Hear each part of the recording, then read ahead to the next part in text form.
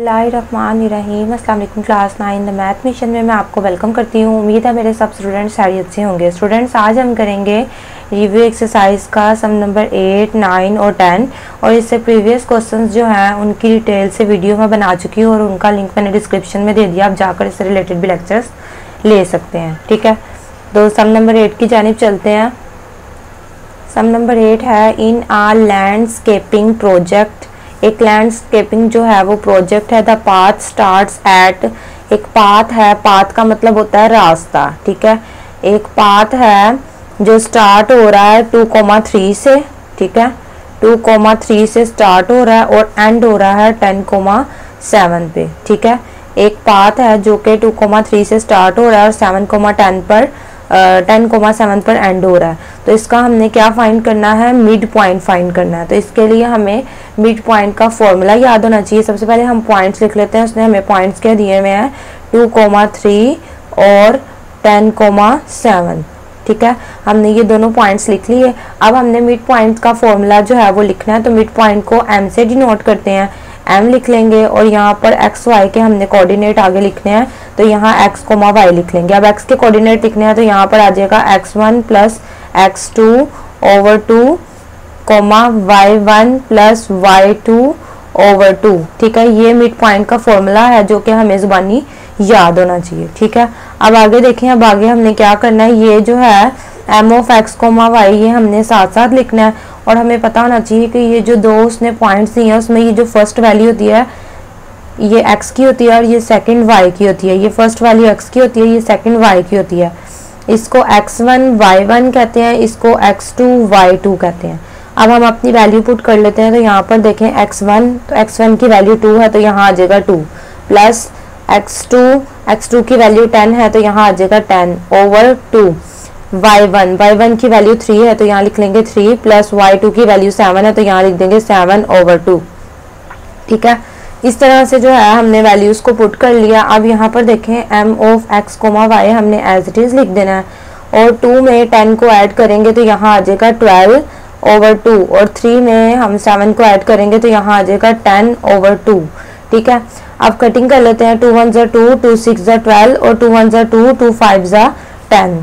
तो हमारे पास आ जाएगा m of x comma y is equal to 6,5। ठीक है, तो ये हमारे मिड पॉइंट का आंसर आ गया। हमने मिड पॉइंट फाइंड कर लिया। तो एक दफ़ा हम अपने क्वेश्चन को देख लेते हैं। उसने हमें क्वेश्चन में 2 पॉइंट्स दिए हुए थे। ठीक है, और फाइंड करने को दिया था मिड पॉइंट। हमने मिड पॉइंट का यहाँ फॉर्मूला लिखा, इनकी वैल्यूज पुट की, इनको ऐड किया, ऐड करके इनकी कटिंग हो गई वो की और इस तरह से हमारे पास ये आंसर आ गया। ठीक है, सम नंबर 9 है a drone is flying from point 2,3 to point 10,15 on the grid. Calculate the gradient of the line along which the drone is flying and the total distance travelled. तो उसने कहा है कि एक ड्रोन है जिसने फ्लाई किया है एक पॉइंट से दूसरे पॉइंट तक। ठीक है, और हमने उसका ग्रेडियंट मालूम करना है। ग्रेडियंट मतलब स्लोप फाइंड करनी है और इसके अलावा हमने उसका टोटल डिस्टेंस फाइंड करना है। ठीक है, ये दो चीज़ें हमने इस क्वेश्चन में फाइंड करनी है।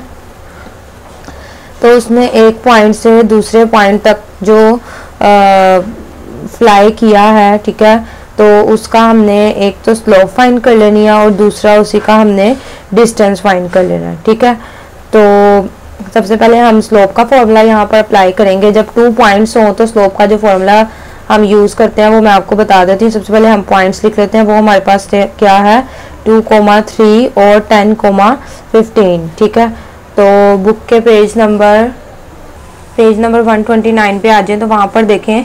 जब उसने हमें 2 पॉइंट्स दिए हुए हों तो हम 2 पॉइंट्स पे ये वाली स्लोप जो है, स्लोप का फॉर्मूला जो है वो ये वाला होगा। ठीक है, जब 2 पॉइंट्स हों तो स्लोप का फॉर्मूला हमने ये वाला अप्लाई करना है। m जो है वो स्लोप है, स्लोप को m से डिनोट करते हैं, y2 minus y1 over x2 minus x1। तो यहाँ पर हमने ये वाला फॉर्मूला अप्लाई करना है इस क्वेश्चन में।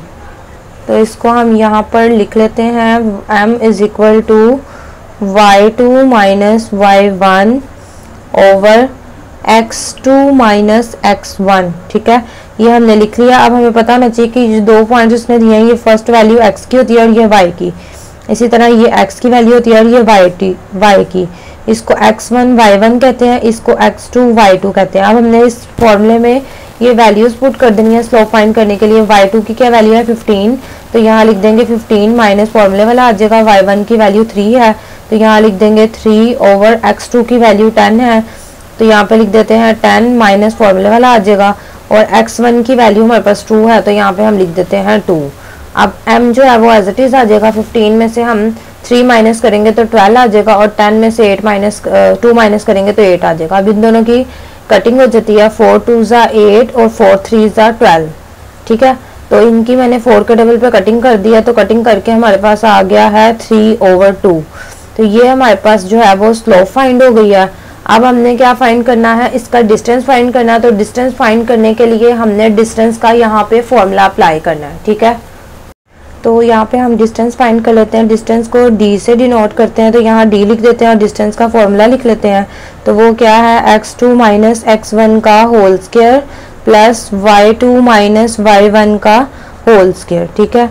अब हमने इसकी वैल्यू पुट कर देनी है, जो d है वो एज इट इज लिख देंगे। और अब अंडर रूट लगाकर यहाँ पर हमने वैल्यू लिखनी है। तो x2 की क्या वैल्यू है हमारे पास 10, तो यहाँ पे हम लिख लेते हैं 10 माइनस फॉर्मूले वाला आ जाएगा। x1 की वैल्यू क्या है 2, तो यहाँ पर हम लिख लेते हैं 2 का होल स्क्वायर प्लस y2 की वैल्यू क्या है 15, तो यहाँ पर हम लिख लेते हैं 15 माइनस फॉर्मूले वाला आ जाएगा। y1 की वैल्यू क्या है 3, तो यहाँ पर हम लिख लेते हैं 3 का होल स्क्वायर। अब इसके बाद देखें हमने क्या करना है, 10 में से 2 माइनस करेंगे तो यहाँ 8 आ जाएगा, 8 का स्क्वायर प्लस 15 में से हम 3 माइनस करेंगे तो 12 आ जाएगा, तो यहाँ पर आ जाएगा 12 का स्क्वायर। अब यहाँ पर d एज इट इज आ जाएगा।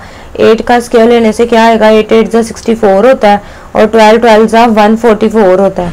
तो इस तरह से हमने जो है वो इसका स्क्वायर फाइंड कर लिया। अब हमने क्या करना है, कैलकुलेटर से इन दोनों को ऐड कर देना है। 64 को ऐड कर देना 144 में, तो हमारे पास 208 आ रहा है।